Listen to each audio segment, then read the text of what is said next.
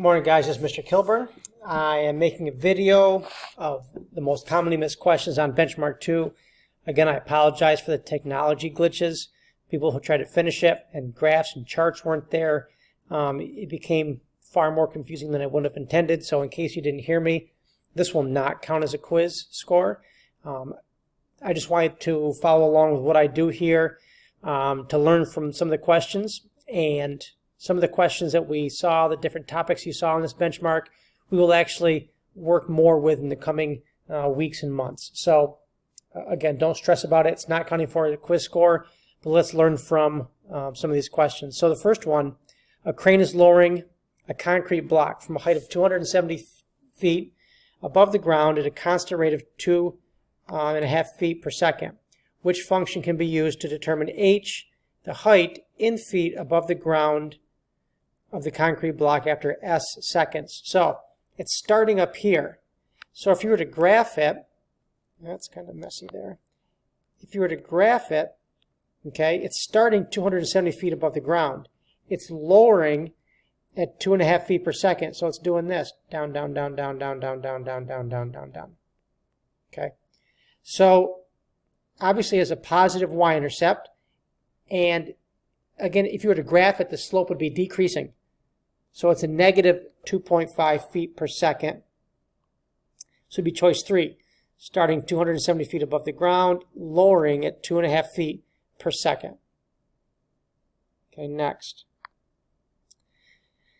The relationship between temperature in degrees Fahrenheit and degrees Celsius is shown in the graph below. What is the meaning of the y-intercept? Well, the y-intercept is right there at 32. Okay, so let's look at choice A. Does it talk about the change in degrees Fahrenheit? No, the change in degrees changes slope. So it can't be A, can't be B. Okay, so choice C, the temperature in degrees Fahrenheit when the temperature is 0 degrees Celsius? Yes, that's exactly what's going on. When Fahrenheit's 32, Celsius is 0. Okay, it's not the temperature in degrees Celsius because the y-intercept, the y-axis is Fahrenheit.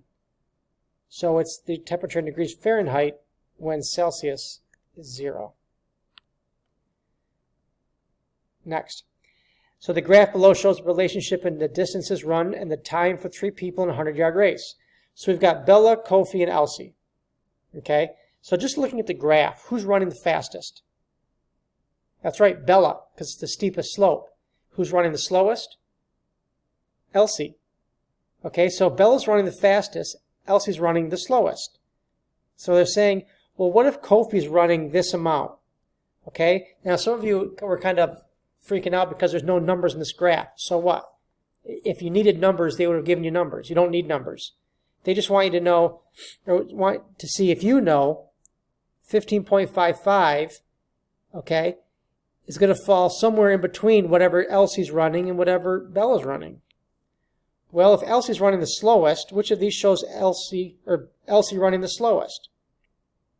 Okay, well, it's going to be one of these two.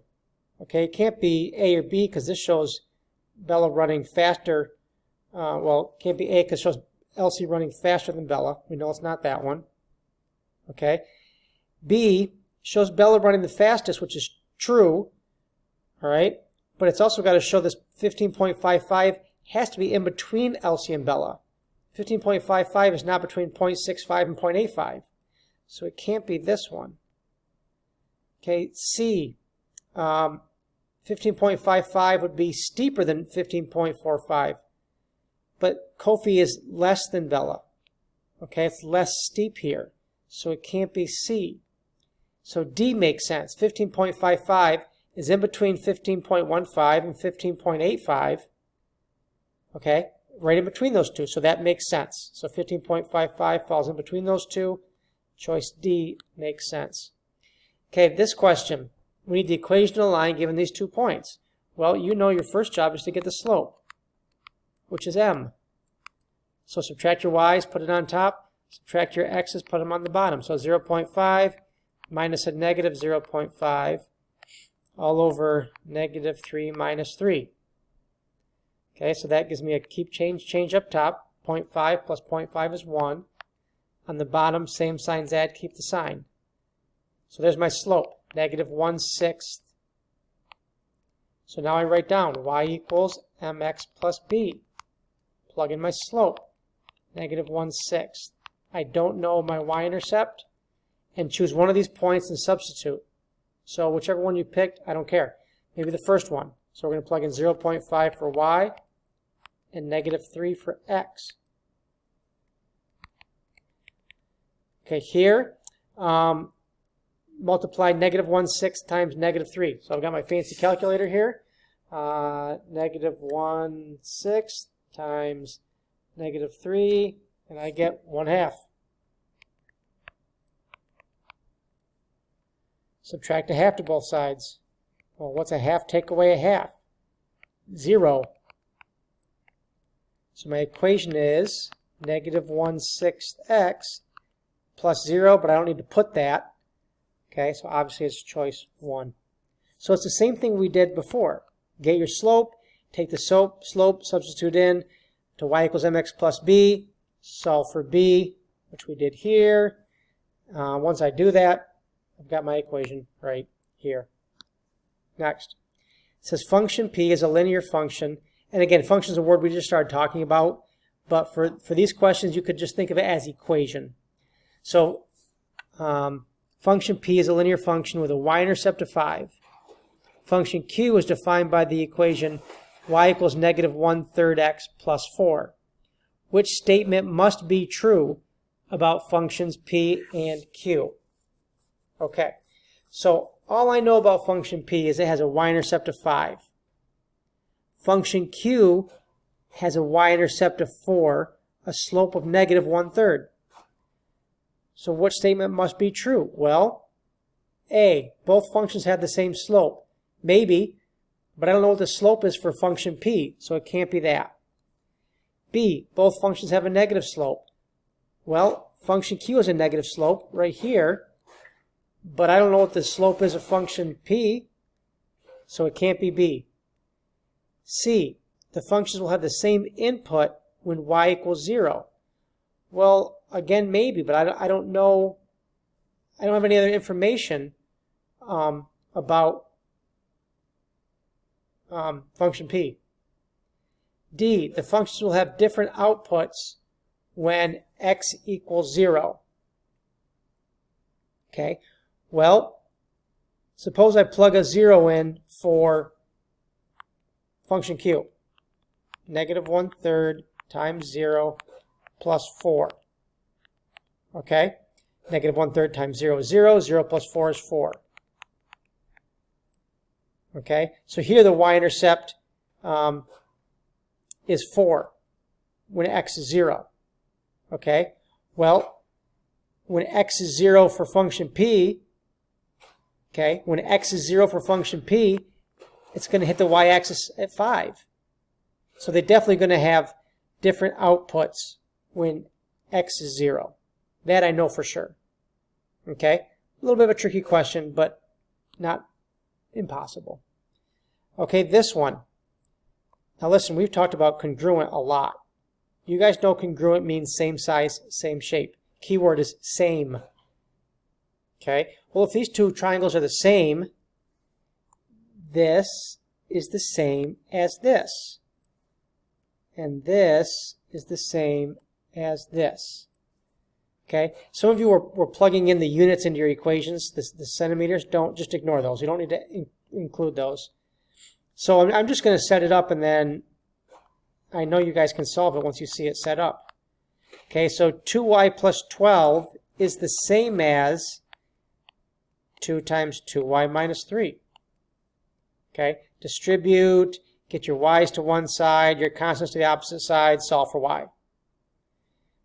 For the x's, 3 times 2x plus 10 is the same as or equals 12x plus 12. Again, distribute, get your x's to one side, your constants to the opposite side, solve for x. That's all this was. So if they're the same, make them the same or equal to each other. That's all this was, okay? This one, we talked about this with respect to a snowmobile. A reporter collected data on Y, the current market value in dollars of a certain car for various years after it had been purchased new. The equation below was fit to the data. Okay, so there's an equation. The 16,500 and a negative 1,500. So, which one of those numbers is the slope? Right, the negative 1,500. Okay, so look, if you wanted it off the side, write it like this, that's fine. We normally write it with the slope first. They wrote it with the slope, with the y-intercept first. Doesn't matter. You guys know that the slope is next to the x. So what does the slope mean in this case? So the slope is the amount the vehicle decreases each year. Negative 1,500. So what does the slope represent? The value of decrease each year. The value of decrease, each year.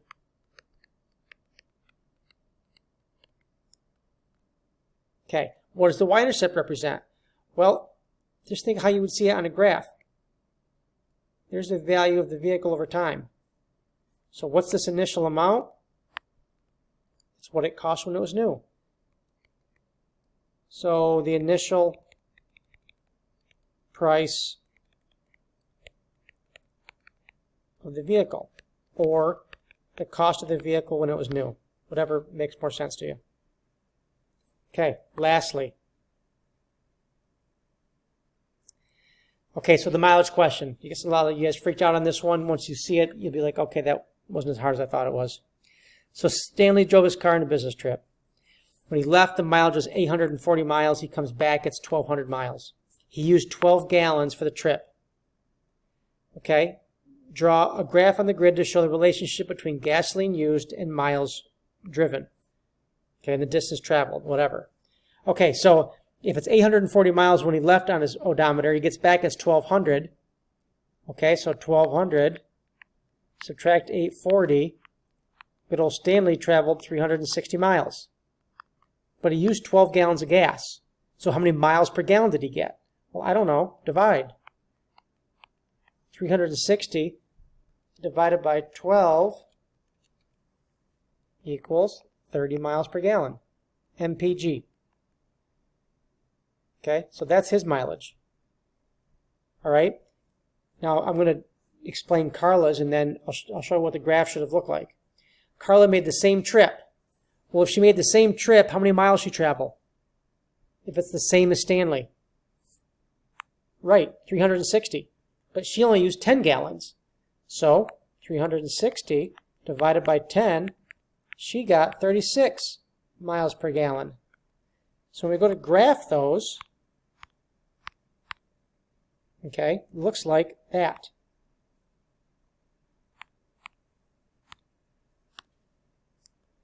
Okay, pretty similar. Okay, the purple one would be Carla, and the green one, Stanley. Hers is a little steeper because she got a little better mileage per gallon. Miles per gallon. So that's all you had to say. Explain your answer in terms of unit rate. So you would say Carla got 36 miles per gallon, and Stanley got 30 miles per gallon. That's all. Again, I did give you the hint, mileage. Figure out miles divided by gallons. That's your slope. Okay? So Carla's up 36, 1 to the right, up 36, 1 to the right, and Stanley is up 31 to the right, up 31 to the right. Okay, guys, so there's the most commonly missed questions. Hope that helped. That's all I got. Peace out, guys. Thanks for trying, doing your best. I really appreciate it. You guys rock. Later.